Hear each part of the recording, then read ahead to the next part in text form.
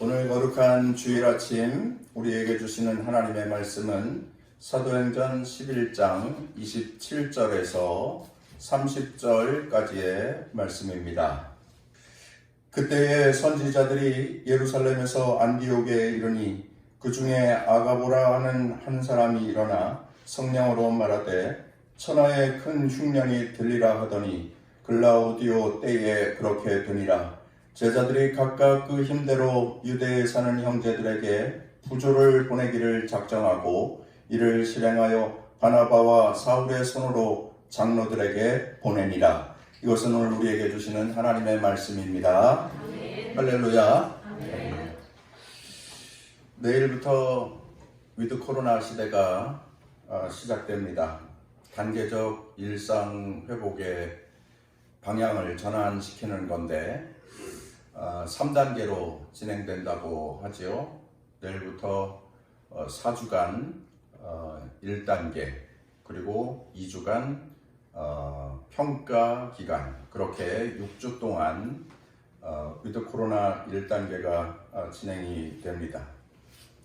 그냥 간절히 바라고 소원하기는 큰 충격 없이 일상으로 회복되는 그러한 은혜가 되기를 간절히 바라고, 또 그러한 과정을 거쳐서 모든 것이 점진적으로 다 일상 회복이 되어지기를 간절히 소망합니다. 오늘 우리는 귀한 말씀을 통해서 영원히 기억되는 위대한 안디옥 교회를 만나보기를 원합니다. 안디옥이라고 하는 도시는 황제를 신으로 섬기는 도시였다고 말씀을 드렸고, 갖가지 우상들이 지배하는 도시였다 말씀을 드렸습니다. 그리고 그 도시는 부유한 도시였고, 그 부유함으로 성적인 타락과 방종이 있는 도시였다. 우리 지난주에 설교하면서 말씀드렸던 내용입니다. 바로 그곳에 소수의 전도자들이 들어가서 예수의 이름을 증거하고 또 예수 그리스도의 복음을 전합니다. 그런데 하나님의 손이 그곳에 역사되는 거지요. 그래서 놀라운 일이 벌어지게 되는데 수많은 이방인들이 주께로 돌아오게 되었고, 그들이 모여서 교회를 세웁니다. 안디옥 교회, 그렇게 교회가 세워지게 되었습니다. 안디옥에 그리스도인의 무리가 모여서 교회가 세워졌다라고 하는 소식이 예루살렘에 들려지자 예루살렘에서는 안디옥 교회에 바나바라고 하는 스승을, 선생님을, 목회자를 파송하게 됩니다.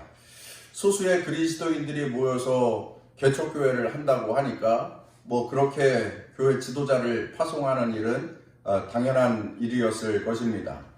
바나바는 착한 사람이었고, 또 성령이, 또 믿음이 충만한 존경받는 그리스도인이었습니다. 사도행전을 계속 설교하면서 바나바에 대해서 2번 말씀을 나누었던 것 같은데, 바나바는 그렇게 안디옥 교회에서 사역을 시작하게 되었습니다. 바나바가 사역을 할 때, 바나바 이야기는 여기서 잠깐 멈춰두고요. 사울 이야기를 잠깐 해보도록 하겠습니다. 나중에 바울이 되는 사울인데, 이 사울이 다메섹 도상에서 예수를 만나는 경험을 하고 그리스도인이 되었습니다. 그리고 그가 예루살렘에 올라갔지요. 그런데 예루살렘에서 그는 환대받지 못하였습니다. 편견이라고 하는 색안경을 낀 그리스도인들이 그를 반겨주지 않았습니다. 과거에 기독교를 박해하였고 핍박하던, 폭행하던 그 모습을 생각하면서 스파이야, 뿌락지야, 그렇게 생각하면서 가까이 하지 않았습니다. 그래서 결국 적응하지 못하고 할 수 없이 사울은 자기 고향 다소로 돌아가서 무려 13년의 세월 동안 고향에서 생활을 하고 있었는데, 다시 안디옥 교회의 바나바 이야기입니다. 바나바가 안디옥 교회의 사역을 시작하면서 이 사울을 찾은 거예요. 고향 땅 다소에서 복음 전도자로 살고 있는 사울을 찾았습니다. 그리고 사울을 만났어요. 그리고 그를 안디옥 교회로 데리고 와서 1년 동안 아주 힘써서 둘이 동역을 합니다. 그렇게 사울과 바나바가 안디옥 교회에서 열심히 사역할 때에 안디옥 교회의 그리스도인들이 세상의 사람들과는 구별된 자가 되었고, 그리고 안디옥 교회에 예수 믿던 사람들이 우리 기독교 역사상 처음으로 그리스도인이라고 하는 이름을 듣게 되었다. 그렇게 말씀을 드렸습니다. 저 사람들 도대체 뭐 하는 사람들이지? 저 사람들 모여서 뭐 하는 사람들인지? 그렇게 예수 믿는 사람들이 뭐 하는 사람들일까? 그렇게 궁금증만 낳고 있었는데 그들이 드디어 비로소 세상 천지에 그리스도인이라고 일컬음을 받게 되었습니다. 그리스도인으로 불려져야 합니다. 지난주에 우리 함께 나누었던 말씀의 제목입니다.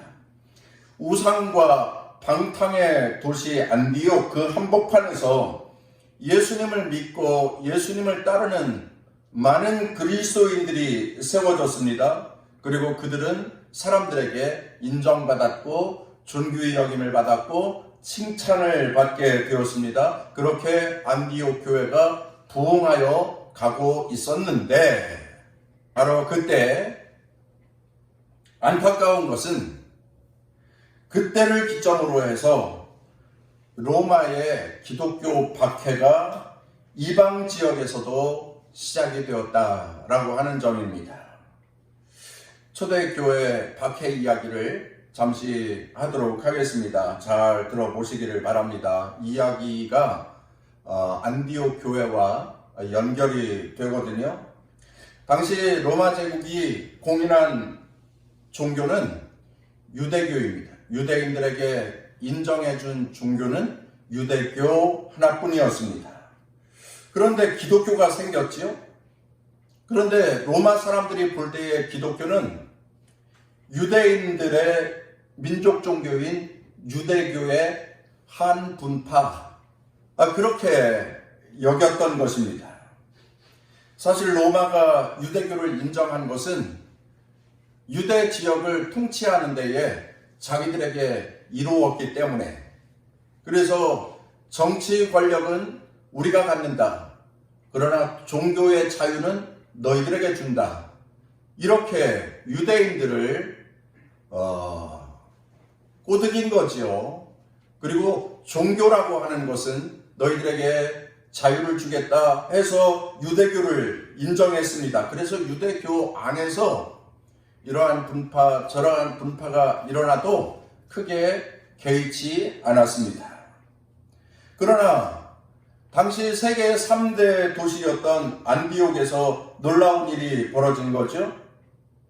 예수 믿는 사람들이 모여서 세력을 결성하였는데 그 사람들이 거룩하고 경건하게 사는 모습을 보면서 사람들이 그리스도인이라고 부르기 시작하였고, 그런데 이 안디옥 교회가 부흥되어져 가는 것입니다. 그 세력이 커져가는 것이었습니다. 그러니 로마의 입장에서 볼 때에 기독교를 그냥 두고 볼 수가 없었습니다.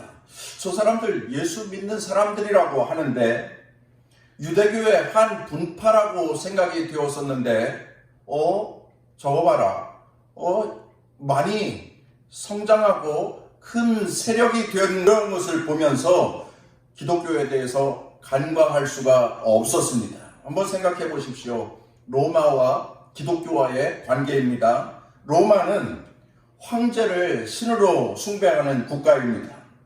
그런데 갑자기 황제를 신으로 섬기던 자들이 신흥 종교인 기독교로다가 사람들이 막 몰려가더니 황제 숭배를 거부하는 겁니다. 그리고 자기들은 예수를 믿는다고 합니다. 그리고 예수가 구세주라고 메시아라고 인정하고 찬송합니다.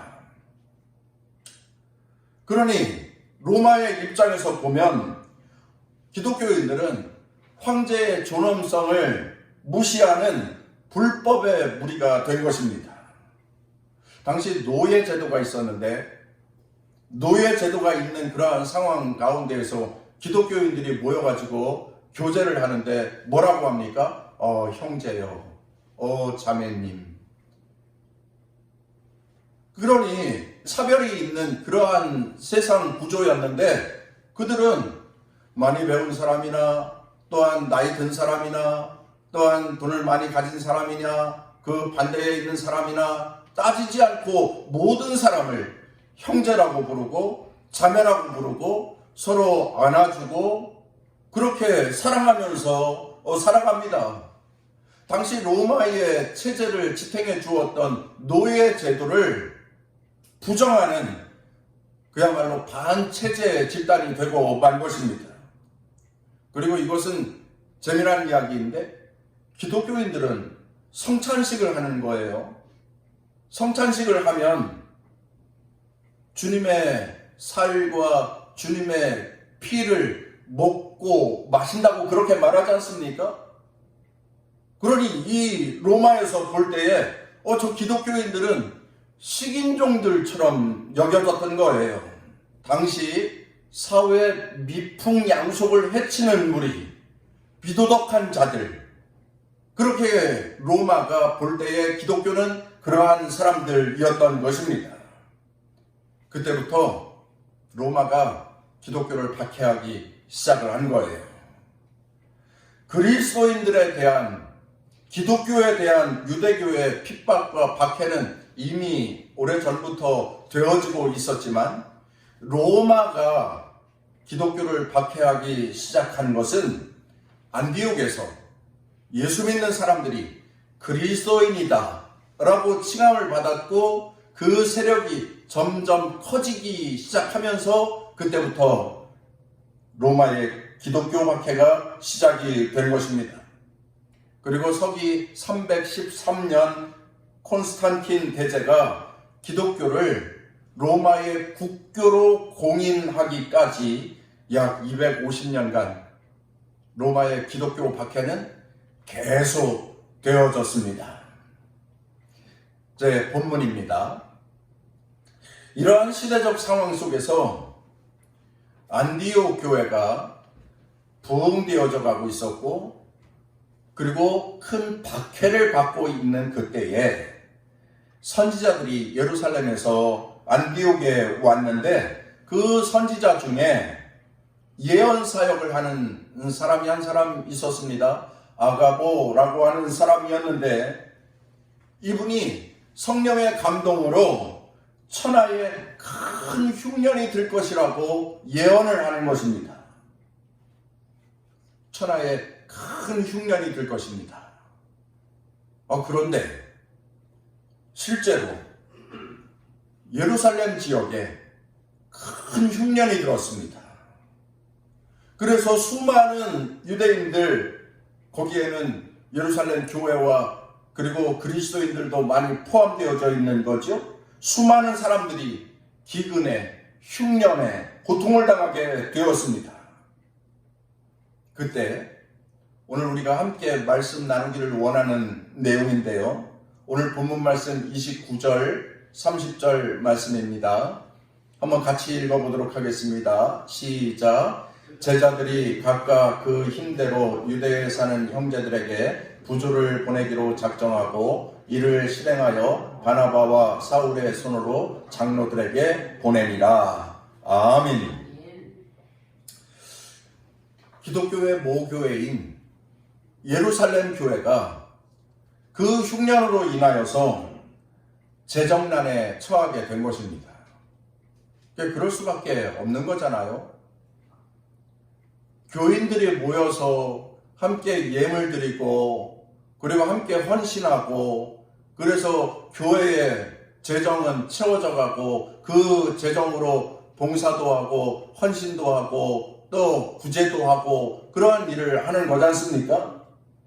그런데 교인들이 흉년 가운데에서 너무 많은 고통을 당하고 있었던 거예요. 경제적인 문제 가운데에서 신음하고 있었던 거예요. 그 결과 예루살렘 교회도 재정난에 시달리게 되어졌던 거지요. 그런데 이 소식이 안디옥 교회에 전해지게 되었습니다. 이 소식을 접한 안디옥 교회 교인들이 팔을 걷어붙이고 나선 거예요. 즉시로 그들이 힘이 있는 대로 부조금을 모읍니다.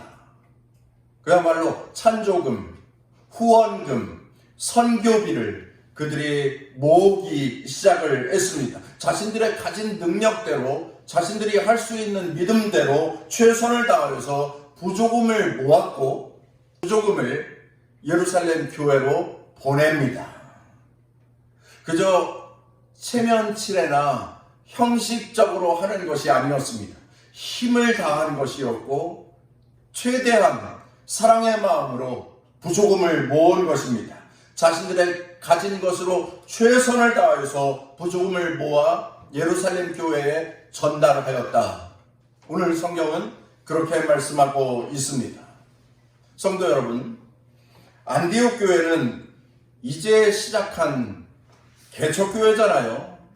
작은 교회입니다. 그런데 기독교의 모 교회인 예루살렘 교회에 경제적인 어려움이 생기자 안디옥 교회 교인들은 자신들의 재물을 나누기로 결정한 것입니다. 그리고 실제로 실행하였고요. 사람들이 작정을 하고도 못하는 경우가 많이 있는 법인데, 그러나 안디옥 교회 교인들은 작정하였고 서원하였고 그것을 실천하는 것입니다. 실행하였습니다. 설교 서두에 말씀드렸던 내용이 있죠.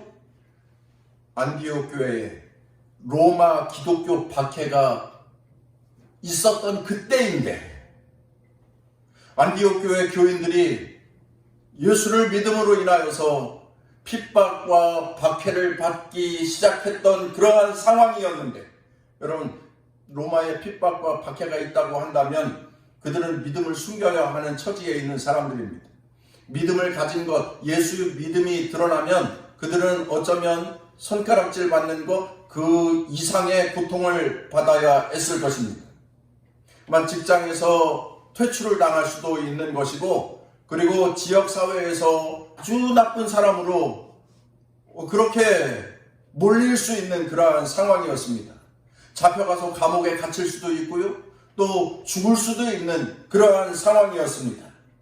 모든 것이 참 복잡한 그러한 상황, 안디옥 교회의 상황이었습니다. 그럼에도 불구하고 그들은 구제하였고 그들은 봉사하였고 그들은 섬김을 다하였습니다. 모교회의 어려움을 간과할 수 없었던 것입니다. 사랑하는 성도 여러분, 믿음이라고 하는 것은 작정하는 것만으로 하는 것이 아니라 실천하는 것입니다.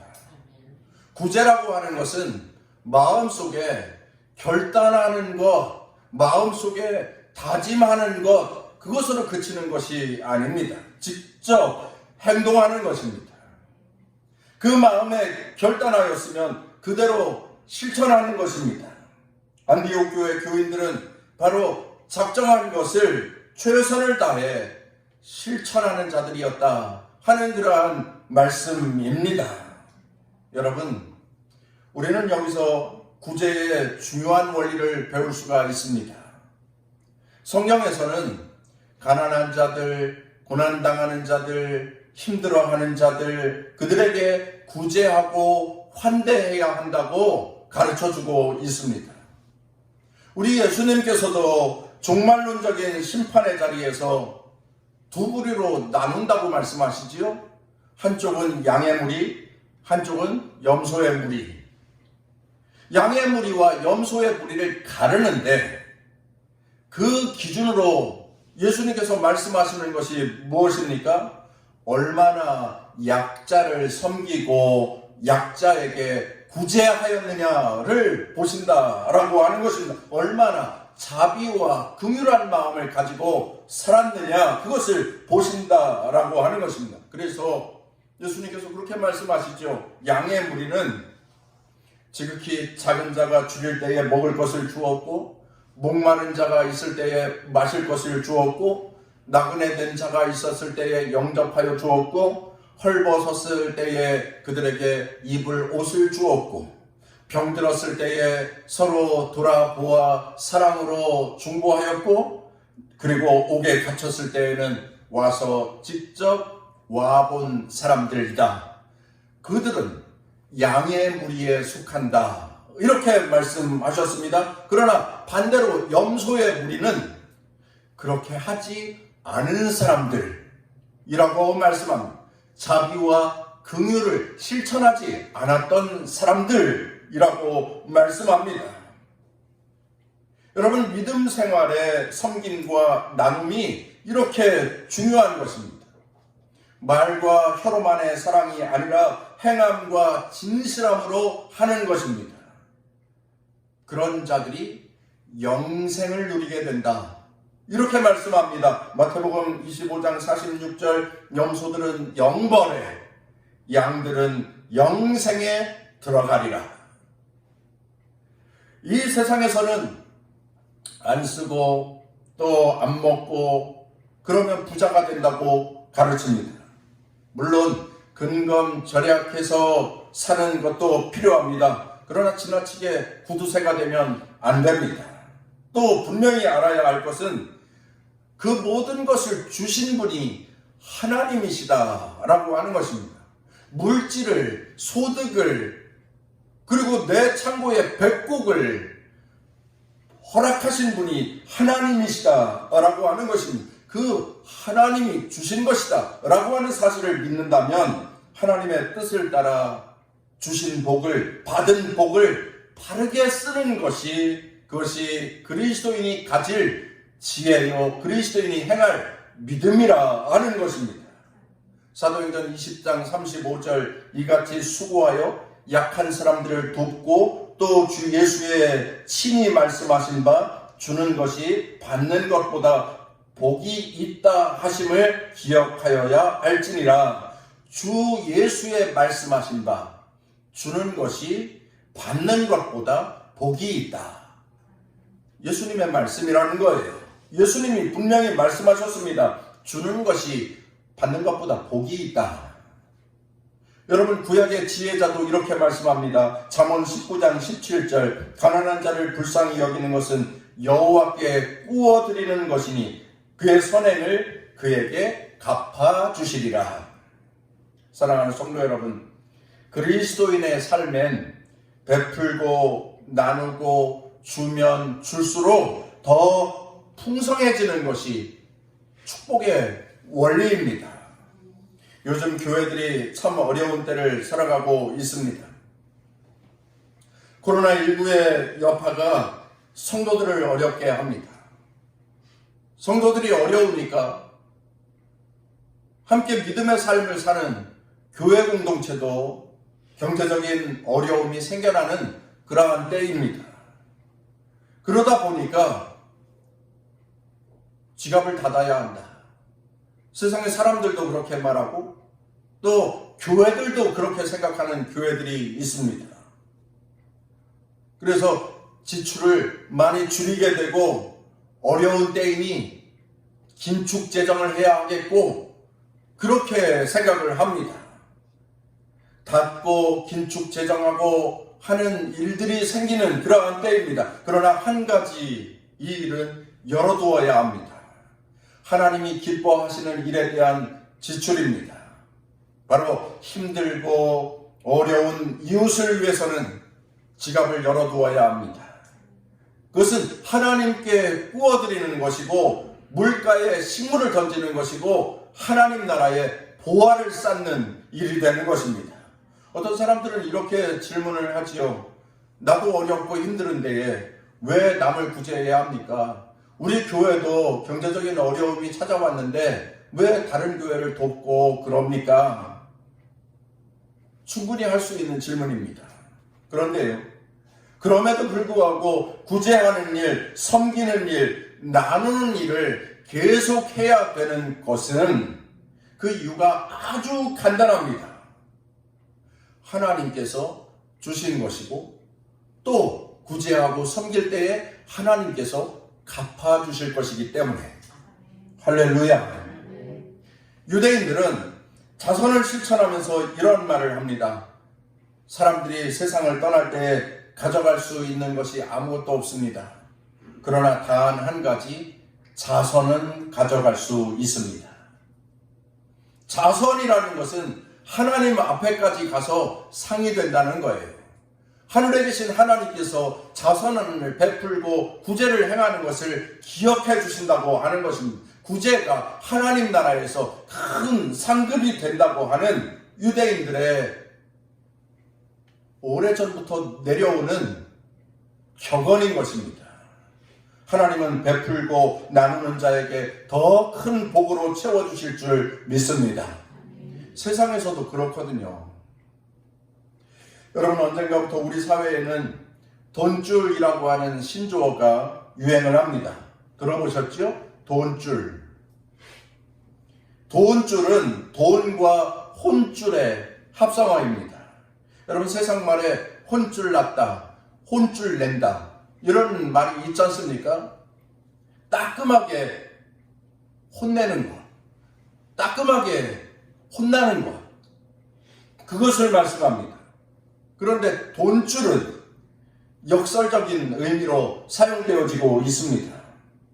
선한 일을 한 사장님들, 선한 일을 한 가게들을 도와주자는 취지로 사람들은 그 가게에 주문을 하기도 하고 그냥 음식을 받지 않고 선 결제만 하는 그러한 경우도 있고, 배달 어플에 찜해서 그 사업장을 홍보해 주기도 하고 좋은 곳이라 사람들한테 칭찬을 해 주기도 하고, 다양한 방법으로 그 가게에 그 사장님에게 도움을 주는 그러한 것인데, 이것이 처음에 한두 번 그렇게 시작되는 것 같더니 요즘에는 여러 가지 경우에, 참 많은 경우에, 많은 상황에서 벌어지고 있습니다. 얼마 전에 돈줄이 난 인천의 한 피자 가게 이야기가 있습니다. 구월동이라고 하는데 우리가 그렇게 멀리 있지 않은 곳입니다. 코로나로 실직을 하고 생활이 어려워진 한 아빠가 7살짜리 딸아이 생일을 맞이하여서 피자가 먹고 싶다는 그 딸아이의 이야기를 듣고 피자를 시켜주려고 보았더니 통장의 잔고가 571원. 아빠는 어찌할 수 없어서 고민하다가 예전에 시켜보았던 피자집에 전화를 하고 또 사정을 설명합니다. 그리고 얼마 후에 기초생활급여가 들어올 텐데 들어오는 대로 피자값을 전해드리겠다고 그렇게 말하지요. 외상거래를 부탁한 것입니다.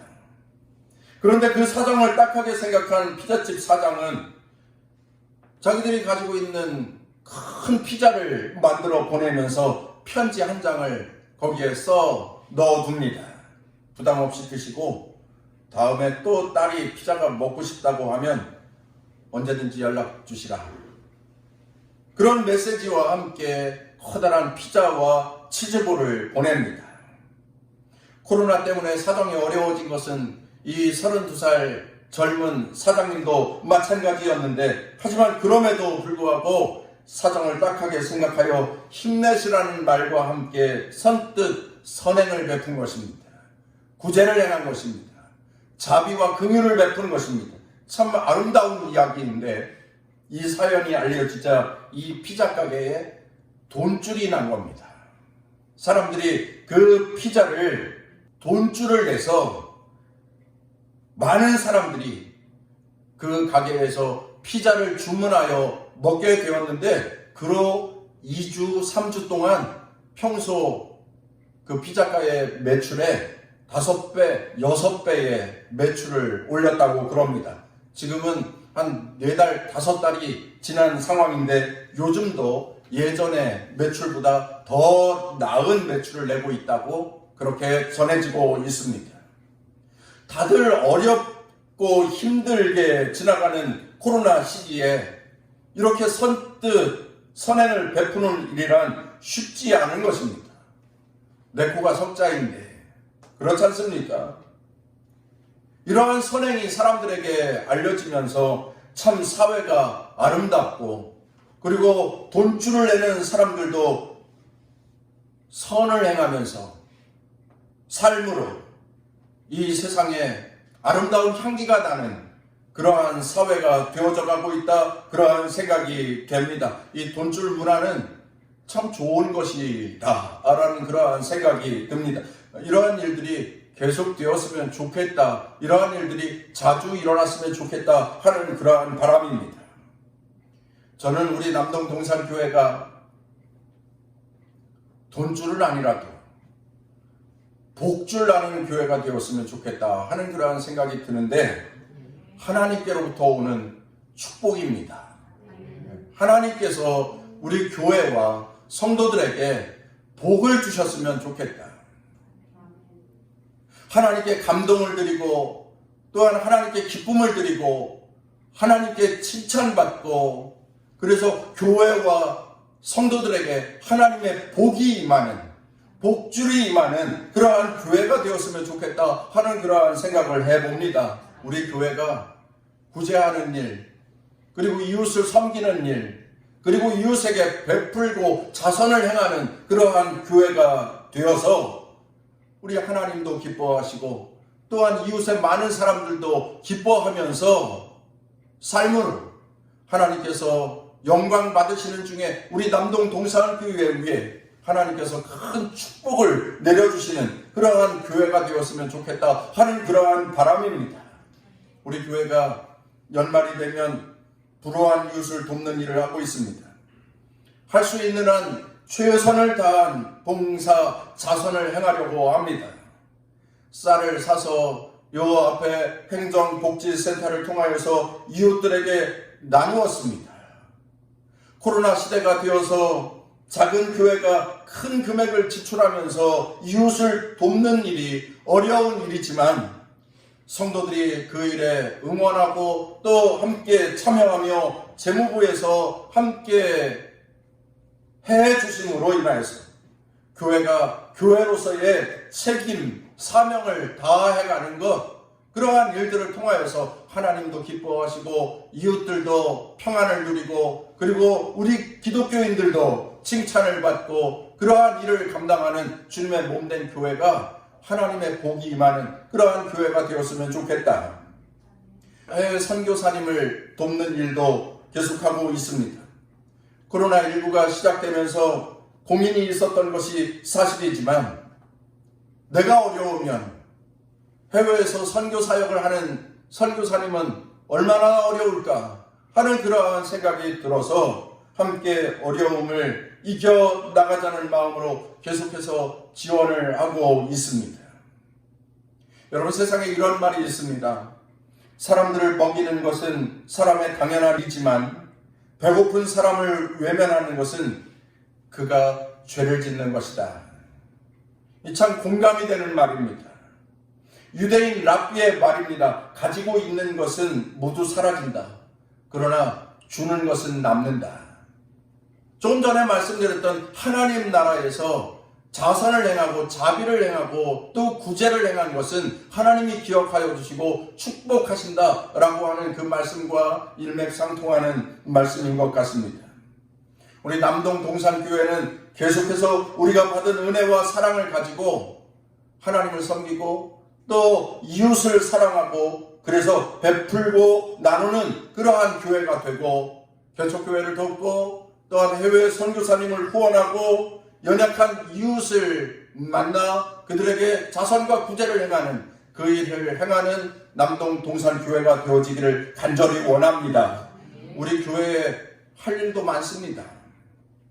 할 일도 많지만, 그러나 우리보다 더 어렵고 힘든 교회, 또 힘든 삶을 살아가는 고난당하는 이웃이 있다고 한다면, 우리가 하나님께로부터 받은 은혜가 있고 하나님께로부터 받은 사랑이 있으니 그것이 하나님께 영광이 되고 하나님께 향기가 되기에 베풀고 나누고 섬기는 일을 더 먼저 시급하게 실천하는 그러한 교회를 세워가는 그것이 안디옥 교회를 본받아서 살아가는 우리 남동 동산교회의 책임이고 사명이고 또 축복의 이유가 될 것입니다. 우리 주님은 말씀하십니다.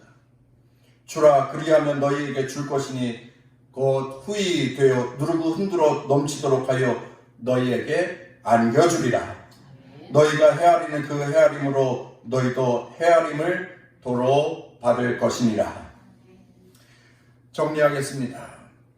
안디옥 교회는 비록 힘들고 어렵지만 그 어려움 가운데 더 어려움을 당하고 있는 예루살렘 교회를 위하여서 부조를 하기로 작정하고 즉시 실행했습니다. 그 결과 안디옥 교회는 진짜 그리스도인 작은 예수로 인정과 칭찬을 받는 교회와 그리스도인이 되었습니다.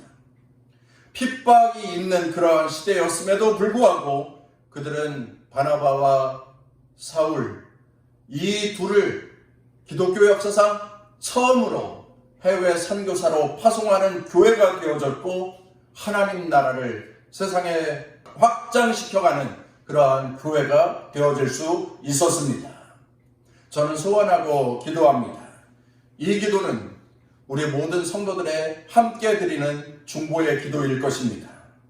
우리 교회 귀한 성도들이 안디옥 교회 교인들처럼 그렇게 참된 그리스도인으로 불려지기를 소원합니다.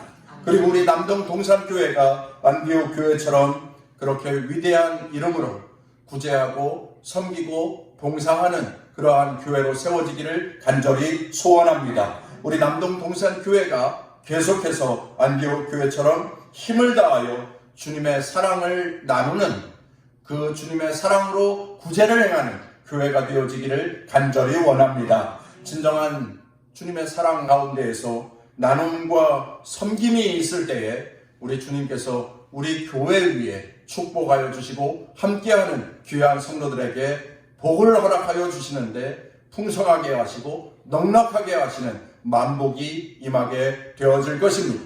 그 복을 받는 남동 동산교회와 온 성도들이 다 되시기를 주의 이름으로 축원합니다.